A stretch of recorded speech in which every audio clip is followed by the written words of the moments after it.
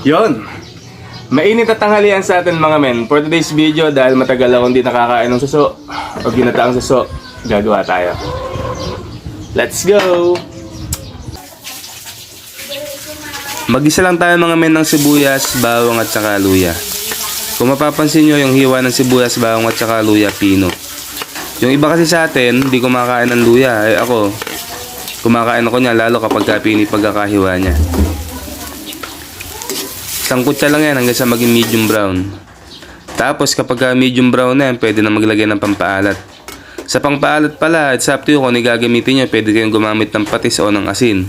Pero mas the best lalo kapag ginataan yung niluluto. Mas the best na gamitin kung gagamit ng bagoong alamang. Isang kutsa lang hanggang sa maluto yung alamang na yan. Kapag luto na yung alamang, pwede nang ilagay yung suso. Ito palang niluluto ko na to, hindi lang siya the best pang ulam. Mas the best to lalo kung pampulutan. Yung tipong sakto lang yung alat niya tapos may sipa yung anghang. Diba? Kapag ganyan pulutan, ewan ko lang. Kung mapapansin nyo, yung tubig, hindi ko isinama. Yan kasing susunan, isasangkot ko ng mabuti sa ginisang alamang hanggang sa matuyuan. Tapos kapag natuyuan na siya, pwede nang ilagay dyan yung kakanggata.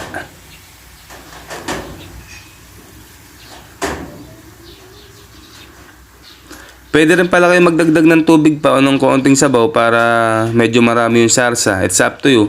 Pero ako mas gusto ko na yung sarsa ko lang, yung kakanggata lang. Ayan, nalagay ko na dyan yung bell pepper, pampakulay lang, tapos siling pula o siling manghang. Mga 3 kurot lang ng durog na paminta o pinong paminta. Huwag din masyadong marami, baka mag-iba yung lasa. Tapos, mga 2 kurot lang din naman ng magic sarap, pang palinamnam. Huwag din masyadong sobra, kailangan sakto lang din sa niluluto natin. Kaya lang natin siyang kuluan ng mga ilang minuto pa. Tapos kapag medyo natutuyo na yan, pwede nang ilagay dyan yung rino o yung liver spread.